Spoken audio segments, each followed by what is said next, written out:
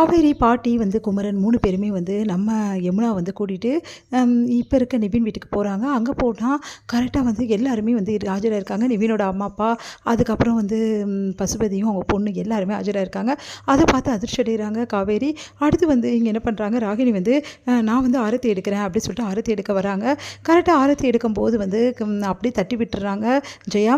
உடனே சொல்கிறாங்க, இவளுக்கு ஆரத்தி வேற கேடா, இவெல்லாம் வந்து விஷயத்துக்கு இவளுக்கு ஆரத்தி ஒரு கேடு, இதெல்லாம் எடுக்காத போ அப்படி சொல்லிட்டு திட்டி விடுறாங்க.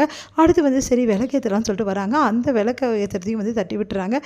இவன் இந்த வீட்டு மருமகளா விளக்கேற்றதுக்கு, இவெல்லாம் எப்படிலாம் கல்யாணம் பண்ணி எங்களை ஏமாற்றி கல்யாணம் பண்ணிக்கிட்டா, இவளுக்கு இது ஒரு கேடு அப்படி சொல்லிட்டு அதையும் தட்டி விட்டுறாங்க. அதே மாதிரி தொடர்ந்து எல்லாரையும் போட்டு திட்டிகிட்டே இருக்காங்க. இதெல்லாம் பார்க்கும்போது என்ன பண்ணுறதுன்னு தெரில. நம்ம வந்து காவேரி ரொம்ப மோசமாக பிஹேவ் பண்ணுறாங்க. நீ வந்து எப்படியாவது என் பையனை வளைச்சி போடலான்னு பிளான் பண்ண, அது நடக்கலை. உன் தங்கச்சியை வச்சு இந்த மாதிரி பிளான் பண்ணி நிறைவேற்றிட்ட. இப்போ கொஞ்சம் கூட வெக்கமே இல்லாமல் என் வீட்டுக்கு வந்திருக்கே, உனக்கு வெக்கமே இல்லையா அப்படி சொல்லிட்டு கேட்குறாங்க. அதுக்கு காவேரி வந்து ஏன் இப்படிலாம் பேசுகிறீங்கன்னு சொல்லிட்டு அழறாங்க. உடனே நிவின் வந்து அப்படியே பார்த்துக்கிட்டே இருக்காரு. அடுத்து வந்து எல்லாருமே வந்து என்ன பண்ணுறாங்க, ஏங்க இப்படிலாம் பேசுகிறோமா, ஏன் செய்ய இப்படி இந்த மோசமாக பேசுகிறீங்க அப்படின்னு சொல்லிட்டு கேட்குறாங்க. அதுக்கு வந்து நான் இப்படி தான் பேசுவேன், இப்படி தான் நடந்துப்பேன், இவை எப்படி இந்த வீட்டில் வாழ்கிறான்னு நானும் பார்க்குறேன் அப்படின்னு ஜெயா சொல்கிறாங்க. இதெல்லாம் பார்த்து பசுபதி ராகினி சந்தோஷப்படுறாங்க. அப்படி சந்தோஷம் தாங்கலை அவங்களுக்கு.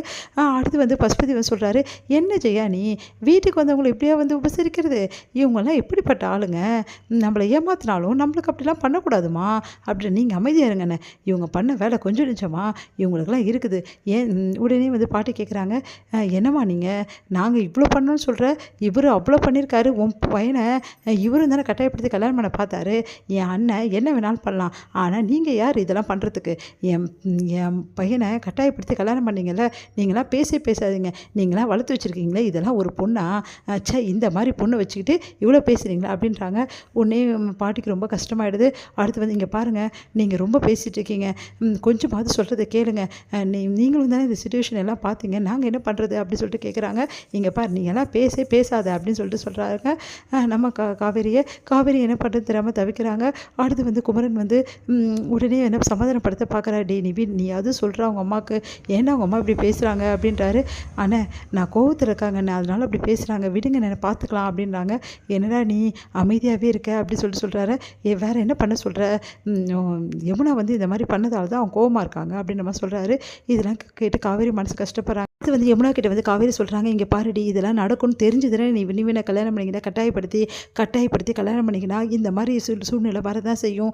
இது எல்லாத்தையும் நீ தான் வந்து அனுசரித்து போகணும் யமுனா, வேறு வழி இல்லை அப்படின்னா யமுனா அழறாங்க. அழாதடி, கவலைப்படாத, நிவின் கிட்ட பேசு, எப்படியாவது நிவின் உனக்கு சப்போர்ட் கிடச்சிச்சின்னா போதும், கண்டிப்பாக இந்த வீட்டில் உன்னால் சமாளிக்க முடியும் அப்படின்றாங்க. உடனே வந்து பாட்டி வந்து நிவின் கிட்ட சொல்கிறாங்க, இங்கே பாருப்பா, உன்னை நம்பி தான்ப்பா விட்டுட்டு போகிறோம், இந்த கொஞ்சம் பொண்ணை பார்த்துக்கப்பா, தயவு செய்து கொஞ்சம் பார்த்துக்கப்பா அப்படி சொல்லிட்டு போகிறாங்க. நிவின் வந்து சரின்னு சொல்லிட்டு அமைதியாக இருக்கார். அடுத்து எல்லாருமே விட்டுட்டு போகும்போது யமுனாவில் தாங்கியவங்கள அழுதுகிட்டே இருக்காங்க. உடனே யமுனா பார்த்து அப்படியே முறைக்கிறாங்க ஜெயா. உடனே ரொம்ப சந்தோஷப்படுறாங்க ராகினி. மாட்டினால இவ என்ன ஆட்டம் போட்டாலுங்க, எல்லாருக்கும் இருக்குடி அப்படின்னு சொல்லிட்டு ராகினி பார்க்குறாங்க. இங்கே வந்து மனசு கஷ்டத்தோடையே வந்து நம்ம காவேரி வராங்க. வீட்டுக்கு வந்து என்ன விட்டுட்டு வந்துட்டிங்களா, அவங்க ஏதாவது பிரச்சனை பண்ணாமல் இருப்பாள் அந்த ஜெயா, அவ்வளோ ஆட்டம் ஆடுறா, அவ்வளோ பிரச்சனை பண்ணுறா, அப்புறம் எதுக்காக எவ்வளோ விட்டுட்டு வந்துட்டீங்க அப்படி சாரதா கேட்குற. வேறு என்ன பண்ண சொல்கிற, அவளை விட்டுட்டு தானே வரணும், கூட்டிகிட்டா வர முடியும் அப்படின்றாங்க பாட்டி. நீ கவலைப்படாத சாரதா, எல்லாம் அவள் தலையிட அவளே வந்து இந்த மாதிரி எழுதிக்கிட்டா, நம்ம என்ன பண்ண முடியும் அப்படின்னு சொல்லிட்டு பாட்டி சொல்கிறாங்க. சாரதா மனசு கஷ்டப்படுறாங்க. உடனே காவேரி வந்து சாரதா கஷ்டப்படுறத பார்த்துட்டு, அம்மா நீங்கள் அமைதியாக இருக்க, எந்த பிரச்சனையும் தீர்ந்துடும், நீ விடுமா பார்த்துக்கலாம், அவள் சமாளிச்சுப்பாம்மா, சொல்லிட்டு வந்திருக்கேன், ஏதாவது ஒன்றா நம்மளாம் இருக்கோம்ல போய் பார்க்கலாம் அப்படின்னு சொல்லி சொன்னோன்னே, என்ன பண்ண போகிறீங்களோ, என்னென்ன கூத்தெல்லாம் நடக்க போதும் அப்படின்னு சொல்லிட்டு கங்கா சொல்லிட்டு இருக்காங்க.